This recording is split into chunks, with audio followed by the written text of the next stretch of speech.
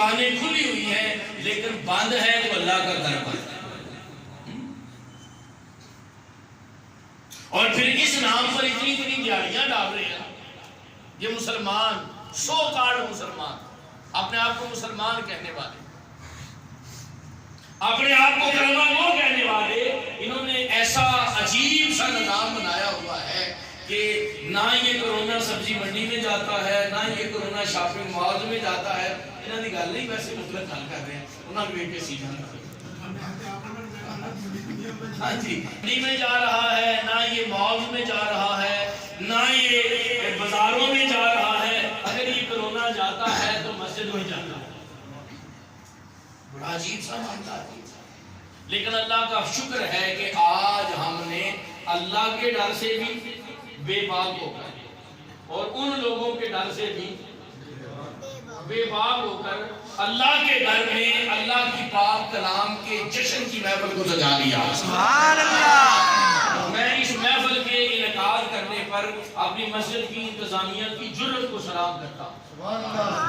بڑی مسجدیں ہیں, بڑی مساجد بھی ایسی ہیں, بڑے دعوے دار بھی بڑے ہیں, انتظامیہ والے بھی بڑے ہیں, لیکن کسی نے ایسی محفل سجانے کی ہمت جرت نہیں کی. اس کی وجہ کیا ہے؟ بس کتنی سی بات اشارہ کرتا ہوں کہ یہ دونوں معاملات ہوتے ہیں. اگر صرف انتظامیہ کہیں نا کہ اسی مسجد چلا لیے تو نہیں چلتی, صرف انتظامیہ کہے کہ ہم مسجد چلا لیں تو مسجد نہیں چلتی. جب مولوی نہیں تو جمعے بھی نہیں ہوتے. پتہ نہیں کتنے جمعے ہوئے نے کتنے نہیں ہوئے, کتنے جمعہ ہوا کتنے نہیں. جب انتظامیہ بھی سٹینڈ لے اور خطیب بھی سٹینڈ لے تو پھر نظام چلتا ہے. نہ خالی خطیب کے چلانے سے چلے گا, نہ صرف انتظامیہ کے چلانے سے چلے گا.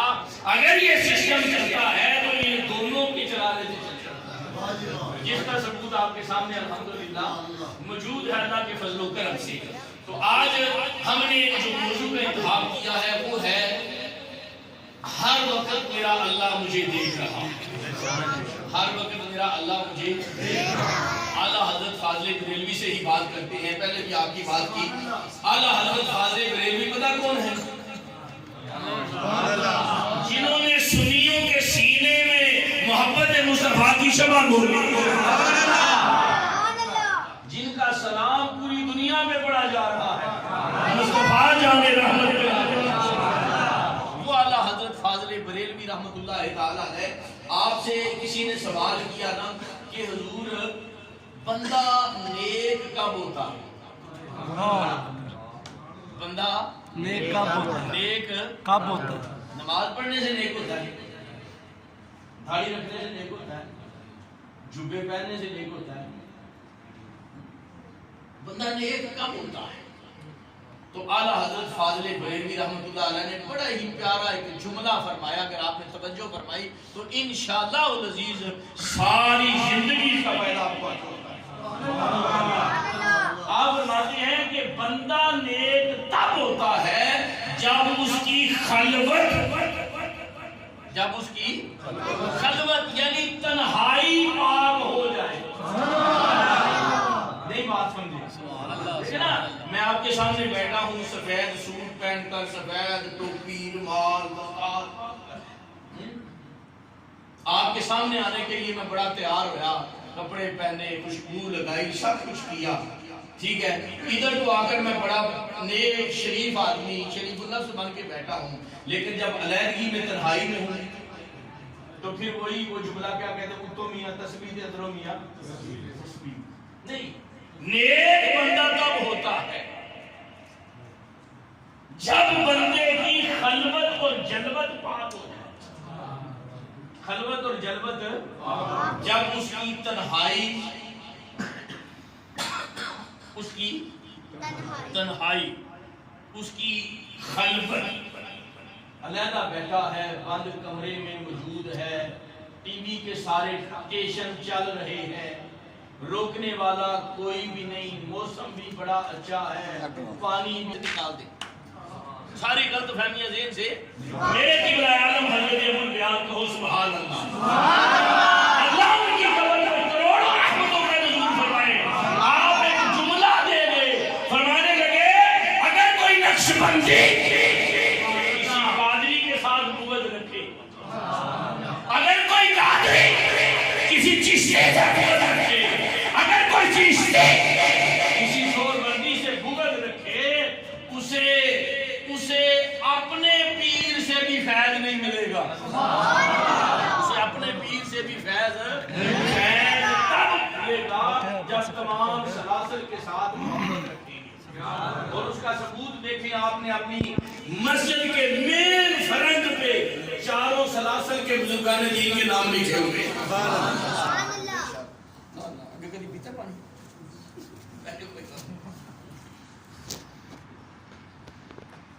چاروں سلاسل کے نام آپ نے اپنے سلسلہ عالیہ اپنی مسجد کے باہر، حضرت خواجہ عبد القادر جیلانی، حضرت خواجہ معین الدین چشتی اجمیری، حضرت شاہ بہاؤالدین نقشبندی، حضرت شیخ شہاب الدین سہروردی، چاروں سلاسل کے بزرگوں کے نام لکھے۔ اس وقت تک بندے کو فیض نہیں ملتا جب تک بندہ جو ہے ان سب کے ساتھ محبت نہیں کرے۔ کوئی بندہ مدنی چینل اس واسطے نہ دیکھے کہ قادریاں دا بھی، کوئی چشتی ہو کے کبھی میں مدنی چینل نہیں دیکھتا کہ دیتے قادری آتے ہیں۔ قادری کون ہے؟ میں یہاں پہ ایک بات سمجھا دیتا ہوں، حالانکہ یہ میرا موضوع نہیں ہے، لیکن بات کو سمجھانے کے لیے ضرورت جس بات کی ہے وہ یہ ہے کہ جس طرح ہم نے یہاں سے جی ٹی روڈ پر جانا ہو، جی ٹی روڈ پر مین جی ٹی روڈ پر جانا ہو تو ایک بندہ کہے کہ میں حافظ آباد روڈ سے جاتا ہوں، دوسرا کہے نہیں میں ادھر کالج روڈ سے چلا جاتا ہوں، تیسرا کہے نہیں میں ادھر ادھر سے دوسرے کالج روڈ سے گندنا والا روڈ سے جاتا ہوں۔ اب جانا تینوں نے جی ٹی روڈ پر، جانا تینوں نے، منزل تینوں کی ایک ہے۔ اور اگر وہ کالج روڈ سے جائے تو اس نے بھی ادھر ہی پہنچنا ہے، اگر وہ حافظ آباد روڈ سے جائے تو اس نے بھی ادھر ہی پہنچنا ہے، اگر گندنا والا روڈ سے جائے تو اس نے بھی ادھر ہی پہنچنا ہے۔ اسی طرح نقشبندی ہو، چشتی ہو، قادری ہو، سہروردی ہو، شاذلی ہو، اویسی ہو، ماتریدی ہو، کسی بھی سلسلے سے تعلق رکھنے والا ہو، سب کی منزل مدینہ ہے، سب کی منزل مین سڑک وہی ہے، یہ چھوٹی چھوٹی سڑکیں ہیں ان منزل تک پہنچنے کی۔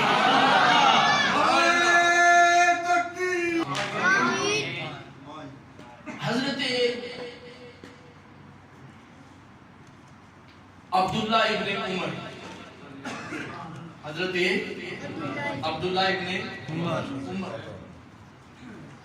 حضرت سیدنا عمر رضی اللہ تعالیٰ عنہ کے بیٹے، حبر الامہ۔ آپ ایک سفر پر ہیں، رستے سفر باندھا ہے ساتھ، عرب کے لوگ جو کہ سفر پیدل ہوتے تھے یا پھر اونٹوں پہ سفر ہوتے تھے، تو جب بھی سفر پہ جاتے تو ساتھ اپنے سفر کے ضروریات، کھانا، پانی، خورد و نوش کی چیزیں ساتھ رکھتے تھے کہ جہاں پہ بھوک لگے گی وہاں پہ کھانا بھی کھا لیں گے، نماز بھی پڑھ لیں گے، استراحت بھی ہو جائے گی، سارے معاملات ہوتے ہیں۔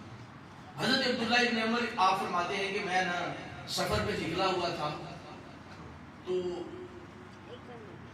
راستے میں ایک جگہ پر ایک جنگل میں ایک چرواہا بکریاں چرا رہا تھا، تو اس کے قریب ایک جگہ پر میں بیٹھ گیا کھانا کھانے کے لیے۔ میں نے کھانا کھولا، دسترخوان سجایا، جو بھی کھانا تھا، پانی تھا، کھجوریں تھی، ان کو میں نے کھول کر رکھا، اور وہ چرواہا دور سے مجھے دیکھ کر میرے پاس آ گیا۔ فرمانے کہ جب وہ میرے پاس آیا نا تو میں نے اسے کہا کہ بھئی کھانا تو بھی کھا لے۔ ہر مسلمان کا یہی معاملہ ہوتا ہے، جب وہ دیکھتا ہے نا کوئی دوسرا شخص پاس ہے تو اسے سلو مارتے ہیں، اسے کہتے ہیں یار تو بھی کھانا کھا لے۔ حضرت عبداللہ ابن عمر فرماتے ہیں میں نے اسے کہا کہ کھانا کھا لے، وہ کہنے لگا نہیں میں نے نہیں کھانا، آپ کھانا کھائیں۔ آپ کہتے ہیں پھر میں نے دوسری مرتبہ پھر کہا کہ صرف ایک بار ہی جو ہے نا یہ بھی ٹھیک نہیں ہے، دوسری بار پھر میں نے اسے اصرار کیا کہ بھائی کھانا کھا لے، میں بھی کھانا کھانے لگا ہوں، آپ میرے ساتھ کھانا کھا لیں تو یہ بہتر ہوگا۔ تو پھر نا اس نے پھر انکار کر دیا کہ نہیں حضور آپ کھائیں۔ میں نہیں کھا سکتا. آپ فرماتے ہیں کہ میں نے نا تیسری بار ذرا اصرار کر کے اسے کہا کہ یار کھانا کھا لے, چلو زیادہ نہیں, کوئی چند ٹکڑے لے لے, میرے دل کو بھی تسکین ہو جائے گی, برکت ہو جائے گی تیرے کھانے سے, ٹھیک ہے. وہ چرواہا کہنے کا حضور آپ بڑا اصرار فرما رہے ہیں, میں ضرور آپ کی بات مانتا لیکن میں روزے کی حالت میں ہوں. میں کس حالت پہ ہوں؟ روزے کی حالت. کس حالت میں؟ روزے کی حالت. اور ہے کون؟ بکریاں چرانے والا. بکریاں چرانے والا. اس بات سے یہ بھی سبق ملتا ہے کہ میرے نبی کے غلاموں کی یہ شان ہے, میرے نبی کے غلاموں کا یہ مقام ہے کہ وہ محنت کر رہے ہیں, مزدوری کر رہے ہیں, لیکن اس عالم میں بھی روزے کو نہیں ترک کرتے. آج کل کے مزدور پتہ ہے نا, ویسے ہی بہانہ دھرا ہوا ہے مزدوری کا, میں مزدوری کرتا ہوں کیسے روزہ رکھ سکتا ہوں. اللہ کی عزت کی قسم, تو مزدوری کرتے وقت روزہ رکھ کے تو دیکھ. کیا میں بات کرتا ہوں, اللہ کسی بندے پہ اس کی اوقات سے زیادہ بوجھ ڈالتے ہی نہیں. جس کا یقین ہے وہ سبحان اللہ بولے گا, جس کا جتنا یقین ہے وہ اتنی بلند آواز سے سبحان اللہ. میرا خدا, تیرا خدا, ہمارا خدا کسی اس کی اوقات سے زیادہ, اس کی حیثیت سے زیادہ بوجھ ڈالتے ہی نہیں. اس کی حیثیت سے زیادہ بوجھ ڈالتے ہی نہیں. میں ایک اشارہ کر دوں, کوئی غلط مطلب نہ لے. صبح فجر کے وقت میرے استاد محترم کا فون آیا, کہنے کہ داتا صاحب جانا ہے. داتا صاحب چلے گئے, گرمی تھی. میری عادت ہے میں فجر پڑھ کے درس وغیرہ پہلے دیتا تھا تو نماز پڑھ کے سو جاتا ہوں. نہیں سویا, طبیعت تھوڑی سی آوازار ہوئی, جمعہ پڑھایا, جمعے کے بعد ادھر بیٹھ گیا, مجھے باقی نفل بھی مجھے پڑے گئی, ہمت نہیں تھی. تو میرے دل میں خیال آیا کہ اللہ جانتا تھا وہ یاسین بوڑھا ہو چلا کوئی جمعہ پڑھا. میں سوچا کہ دوجا بھی ہوتا تو کیویں جا پڑھا. خدا کی قسم کوئی معاملہ, کوئی کسی قسم کی ایسی بات نہیں کر رہا, نہ کوئی تنقید میں اعتراض کی بات کرتا ہوں. اللہ نے اس وقت بندے سے کام اتنا لینا ہے جب تک اس کے اندر اتنی طاقت ہے. پچھلے رمضان میں جو ایک بندہ مجھے کہنے لگا, کہنا لاما صاحب تسی جمعے انج تقریر کر دے, لگتا تو ہر روزہ کو نہیں رکھیا. اللہ نے میرے پوچھا لیا کہ لوگ کی شاکت نہیں کر دے, میں روزہ رکھے جمعہ کی پڑھانا. مطلب بات کرنے کا یہ ہے کہ بندے خدا اس کی پہنچ سے زیادہ بوجھ نہیں ڈالتا. اللہ نے یہ جو روزے فرض کیے ہیں نا ہمارے اوپر, اگر کوئی مزدور ہے نا روزے کی حالت میں مزدوری کر کے دیکھیے, خدا کی قسم اللہ آسانیاں بھی فرماتا ہے اور بہتریاں بھی فرماتا ہے. ویسے ہی بہانے ہم نے بنا دیے ہیں, مسافر ہے. آج کل کون سا سفر ہے, ایئر کنڈیشن گاڑیاں, اچھے ماحول میں بیٹھ کے جانا, جی مسافر ہوں میں نے روزہ نہیں رکھنا. یہ صرف بہانے ہیں, صرف بہانے ہیں, ورنہ کوئی معاملہ نہیں ہے. میرے نبی کے صحابہ کو دیکھو, میرے نبی کی اہل بیت کو دیکھو, بڑے میں کچھ کہوں طعام علی حبہ یتیما مسکینا واسیرا, نفلی روزے ہیں, پانی کے ساتھ سحری کر رہے ہیں. نفلی روزے ہیں, پانی کے ساتھ سحری کر رہے ہیں. سارا دن علی محنت کر کے, مشقت کر کے, مولا علی شیر خدا تھوڑے سے جو لائے. سیدہ نے چکی پیسی ہے, چکی پیس کے روٹیاں بنائی ہے, ابھی کھانے لگے تھے, دروازے پہ دستک ہو جاتی ہے. اللہ کے نبی کی اہل بیت کے گھر میں سوالی آیا ہے.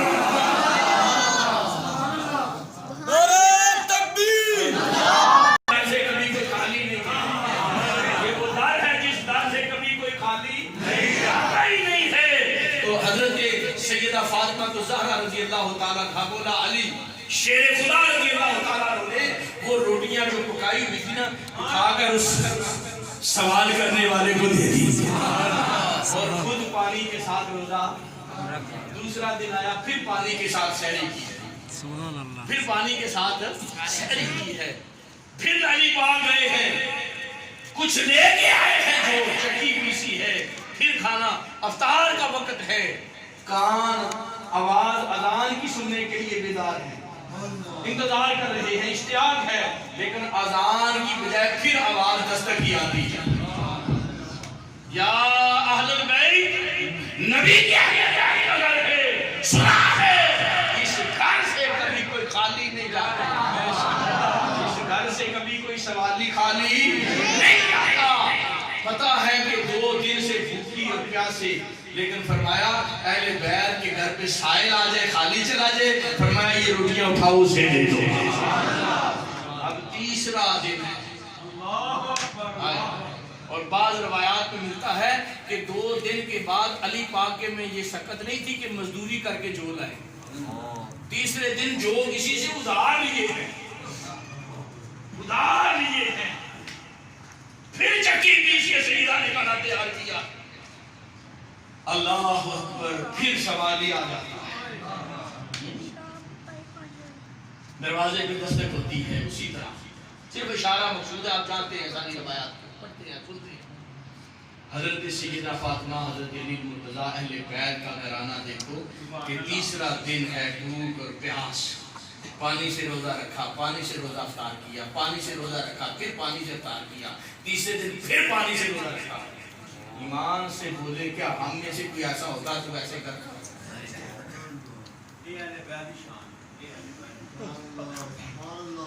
وہ اہل بیت جو خود فاطمہ کو پسند کرتے ہیں، لوگ کہتے ہیں جی اہل بیت باغ فدق مانگتے تھے، خدا کی قسم انہیں تو باغ فدق کی ضرورت نہیں تھی، وہ تو فقر مانگ رہے تھے، وہ تو فقر مانگ رہے تھے۔ حضرت علی جب خیبر فتح ہوا ہے، کلوں کے حساب سے حضرت علی کو سننا ملا ہے، گھر آ رہے ہیں تو گھر میں خبر تو مل ہی جاتی ہے نا، خبر تو گھر میں مل ہی جاتی ہے نا کہ آج علی پاک بڑا سونا لے کے آ رہے ہیں، بڑا کچھ لے کے آ رہے ہیں، فاتح کس شان سے آ رہا ہے کہ جو آپ کے پاس سونا تھا راستے میں فقیر ملتا ہے اسے تقسیم کرتے ہیں۔ جب گھر پہنچے نا تو سیدہ نے دیکھا کہ علی سنا ہے وہ مالے غنیمت ہمارے حصے آیا، کہا سیدہ آپ جانتی ہیں مالے غنیمت پر تو ہمارا حق ہی کوئی نہیں ہے، مالے غنیمت ہم سے زیادہ غریب لوگوں کی ضرورت ہے، ہم سے زیادہ غریب لوگوں کی ضرورت ہے، انہوں نے اپنے عمل سے ہمیں یہ بتایا، عمل سے یہ بتایا، اور پھر انہی کے لیے اللہ کا سلام بھی آتا ہے، انہی کے لیے اللہ کا سلام بھی آتا ہے۔ 7 روٹیاں ایک دن، 7 دوسرے دن اور 7 تیسرے دن، 21 روٹیاں سجدہ نے اللہ کے نام پر وقف کی ہیں، تو اللہ نے 21 آیتیں قرآن کی سجدہ کی شان میں نازل فرما دی۔ کوئی اہل بیت کی مثل سخاوت کرنے والا، کچھ لوگ ایسے ہیں سیدہ مریم کی شان بیان کرتے ہیں، خدا کی قسم سیدہ مریم کی شان ہم سے زیادہ کون بیان کر سکتا ہے؟ میں نے اپنی بیٹی کا نام مریم رکھا، تو جب میں یونین کونسل گیا نا تو وہ یونین کونسل کا ہمارا سیکٹری مطلب چلا پچھلے دنوں وہ فوت ہو گیا، وہ کرسچن تھا، منور اس کا نام تھا، کرسچن تھا، تو وہ مجھے دیکھ کر کہنے لگا مجدی صاحب تسی بھی مریم نہ رکھ دے، میں کہا تینوں کی پتہ مریم جی میں اسی مننے ہیں تسی کی میں مان سکتے ہیں، جی میں ہم جسے میں کہا میں صرف مریم نہیں رکھا، میں نے مریم فاطمہ رکھا ہے، مریم فاطمہ رکھا ہے، یہ اللہ کے فضل سے ہم بھی مانتے ہیں۔ کہتے ہیں دیکھیں جی سیدہ مریم کی بڑی شان ہے، اللہ کا نبی فرشتہ، اللہ کا فرشتہ جبریل سیدہ مریم کے پاس آیا، باقی بڑی شان ہے۔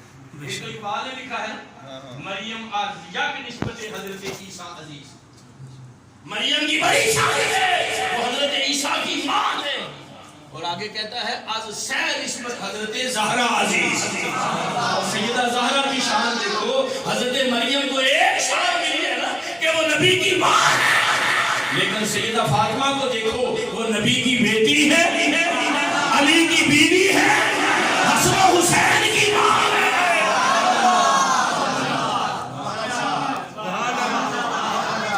میں ایک بات قرآن سے بیان کرتا ہوں، قرآن سے یہ جو آیت آپ کے سامنے میں نے پڑھی ہے اس سے پیش کرتا ہوں کہ جبریل کہتے ہیں جبریل آئے، ہاں جبریل سیدہ مریم کے پاس آئے تھے کیا دینے؟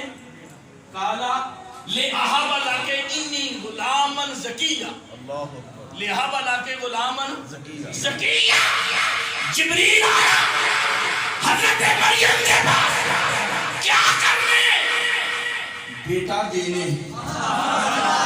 बेटा देने। खुदा की कसम, बड़ी शान है, बड़ी शान है। कोई माँ के बाप के बगैर नहीं आया। अगर बाप के बगैर कोई है तो हजरत ईसा जो मरियम के बेटे हैं। ईसा जितनी शान किसी की, मरियम जितनी शान किसी की नहीं है। फिर देखो जिब्रील आया है मरियम के घर बेटा देने।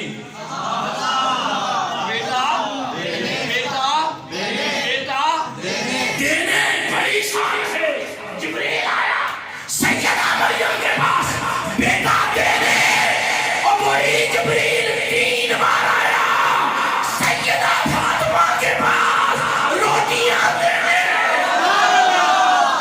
पर देने आए उसकी शान ज्यादा है या जिसके घर पर देने आए उसकी शान ज्यादा है? तो वो है जहां जिब्रील भी जोली लेके आता है।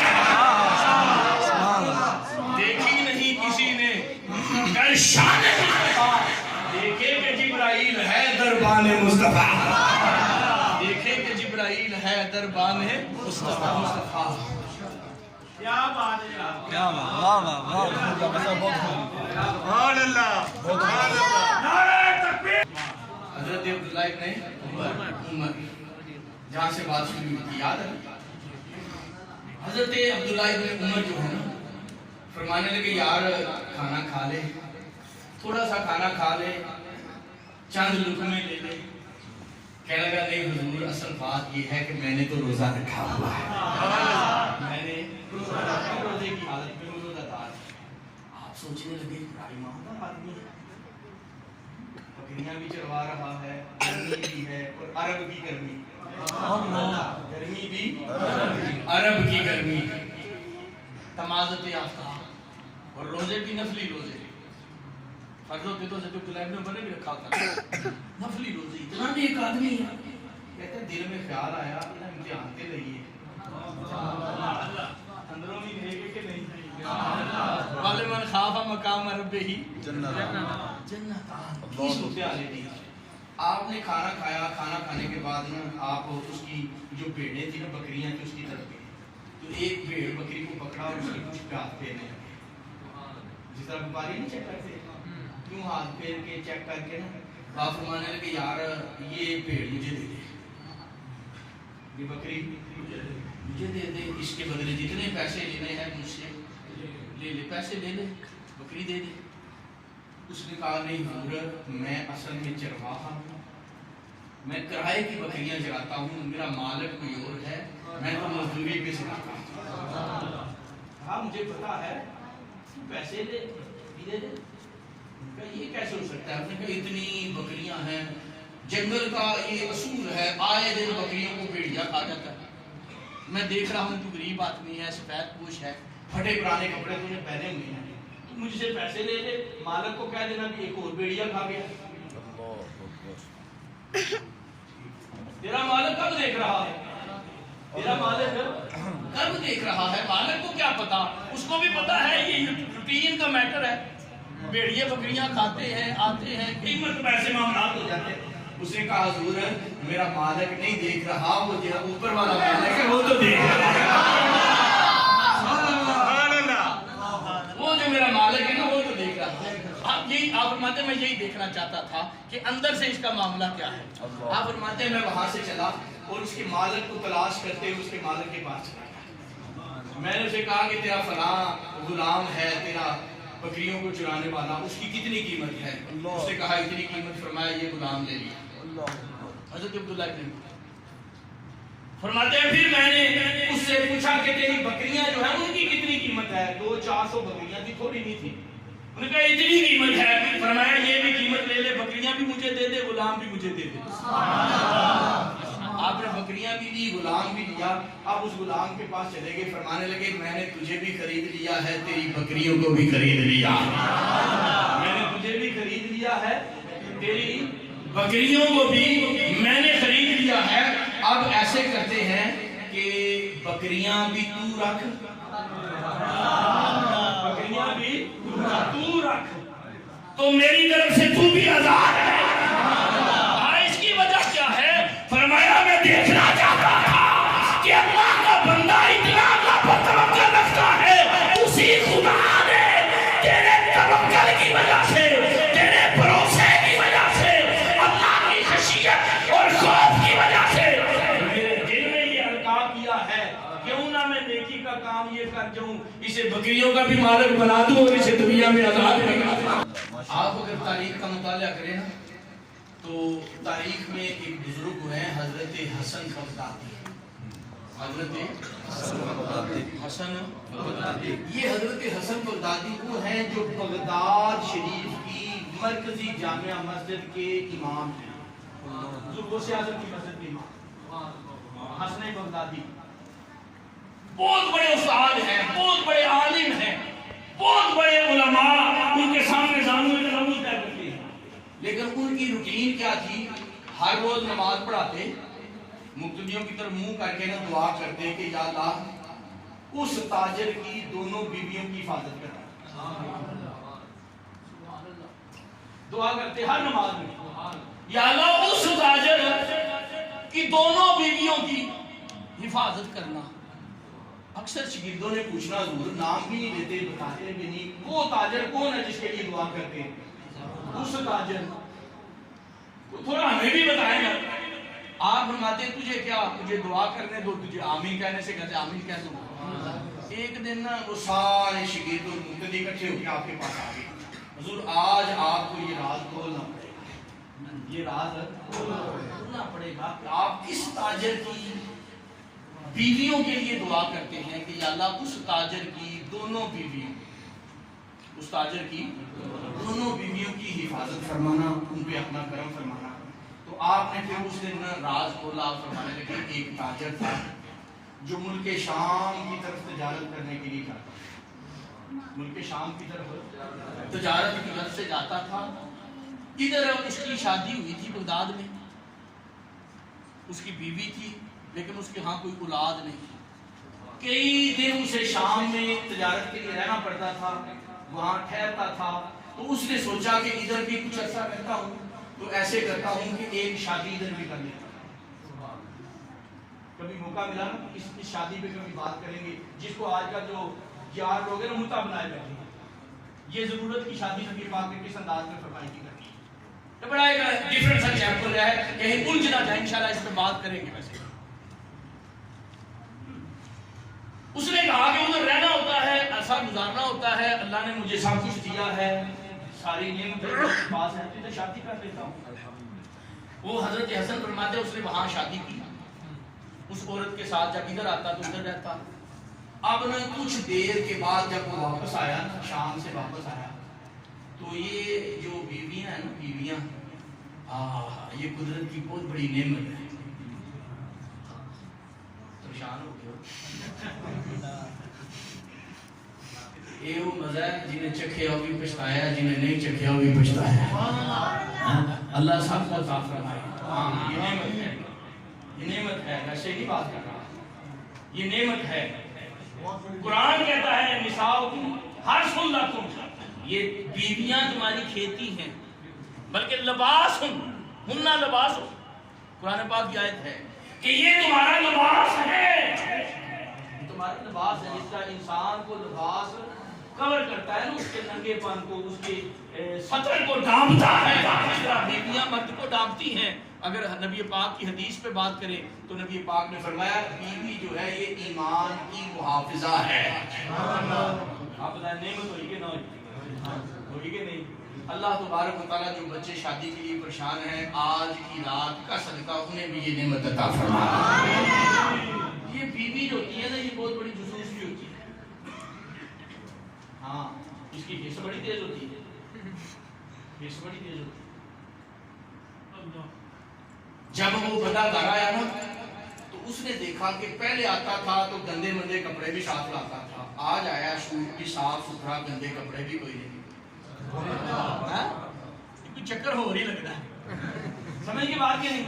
اس نے ایک جسوس کو کہا کہ جا تو اس کی پتہ کر کے اندر شام میں کیا ماجرا ہے، اس کے تیور بھی بدلے ہیں، اس کے چہرے کے آثار بھی بدلے ہیں، وہ تھکاوٹ پہلے والی نہیں جو گھر سے باہر رہنے والی ہوتی تھی، کپڑے بھی ٹھیک، تھکاوٹ بھی نہیں، آثار نہیں۔ اب جسوس گیا اس کے پیچھے، اس نے ساری جسوسی کر کے بتائی کہ نہیں بھلیے کی دساں تینوں، انہیں تو تھے ویاہ کی تھا۔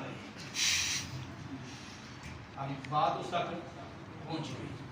حضرت امام حسن فرماتے ہیں جو بغداد کے خطیب ہیں، امام ہیں، وہ کہتے ہیں کہ اس عورت نے کہا کہ آنے دو تو میں ان سے بات کرتی ہوں۔ وہ عورتیں بھی ہماری عورتوں کی طرح نہیں تھی، جذباتی۔ آج کل ہمارے ہاں دوسری شادی کرنا ویسے عیب گنا جاتا ہے، لیکن وہ حکمت عملی سے بات کرتے ہیں، کہا آئیں گے تو میں پوچھوں گی کہ واقعی یہ ماجرا ٹھیک ہے، یہ کیا کام کیا ہوگا آپ نے؟ اتفاق سے وہ شخص تاجر آیا اور آتے ہی بیمار پڑ گیا، اتنا بیمار ہوا کہ بیوی وہ بات پوچھنا بھول گئی، اس کی بیماری دیکھی، شریکہ حیات کی، دیکھا اس عالم میں ایسی بات کروں جسے دل آزاری ہو، اس کی خدمت میں لگ گئی تو اسی بیماری کے عالم میں اس کا انتقال ہو جاتا ہے، وہ فوت ہو جاتا ہے۔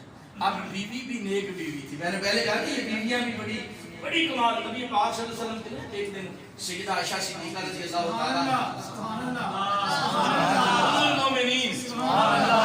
محبوب کائنات، آپ فرمانے کہ عائشہ جب آپ ناراض ہوتی ہو نا تو مجھے پتہ چل جاتا ہے، جب آپ ناراض ہوتی ہو نا تو مجھے پتہ چل جاتا ہے، اور جب آپ مجھ سے راضی ہوتی ہو پھر بھی پتہ چل جاتا ہے۔ یا رسول اللہ کیسے پتہ چلتا ہے؟ آپ نے فرمایا جب تم راضی ہوتی ہو تو مجھے کہتی ہو رب محمد کی قسم، جب تم راضی ہو تو کہتی ہو رب محمد کی قسم، اور جب تم ناراض ہوتی ہو نا تو کہتی ہو رب ابراہیم کی قسم۔ ابراہیم کی سیدہ کہنے کی حضور باقی آپ سے بڑھ کر دنیا میں کوئی عالم نہیں ہو سکتا۔ یہ ایک دوسرے کا لباس ہے نا، یہ جان جاتے ہیں۔ اب وہ بیوی فرماتے ہیں کہ اس بیوی نے جب دیکھا نا کہ شادی تو اس نے کی ہوئی تھی، اب یہ فوت ہو گیا ہے، تو اس کے فوت ہونے کے بعد اس کی تجہیز و تکفین کے بعد اس نے نا اس کی ساری جائیداد پراپرٹی کا آدھا حصہ لینا چاہتی، پراپرٹی کا آدھا حصہ لینا۔ اللہ اکبر۔ اور اس جسوس کو بلایا اور اس کو کہا کہ ہماری اولاد کوئی نہیں ہے، اس کی پراپرٹی کی ہم دو جو ہیں وہ حصے دار تھے، میں نے اپنا ایک آدھا حصہ رکھ لیا ہے، دوسرا آدھا حصہ چلو اس کو دینے کے لیے چلتے ہیں، دوسرا آدھا حصہ اسے چلو دینے کے لیے چلتے ہیں۔ اب اس کو ساتھ لیا، ایک سواری اپنے لیے لی، ایک سواری اس کے لیے لی، آدھا سامان اپنا لیے رکھا، آدھا اس کا ساتھ لیا اسے دینے کے لیے۔ جب اس کے گھر پہنچے نا، اب وہ تو اسے جانتی نہیں تھی، اس نے اسے دیکھا بھی نہیں تھا، اس کو اس نے پوچھا کہ تو فلاں ہے، میرے فلاں پوچھو تو کی بیوی تھی، اس نے کہا ہاں میرا یہی معاملہ تھا، آپ کون ہیں؟ اس نے کہا میں پہلی بیوی، اس نے کہا میں پہلی بیوی ہوں۔ کہا یہ جائیداد کا آدھا حصہ جو ہے نا یہ تیرا حق بنتا ہے، میں لے کے تیرے پاس آئی ہوں، یہ لے کے میں تیرے پاس آئی ہوں، اسے رکھ لے۔ اس نے کہا نہیں بہنا، تو میری بہن ہے، تو میری عزت کی جگہ ہے، تو نے میرے لیے بڑا قسم کیا ہے، بڑی دور سے آئی ہے، یہ حصہ میرا نہیں بنتا،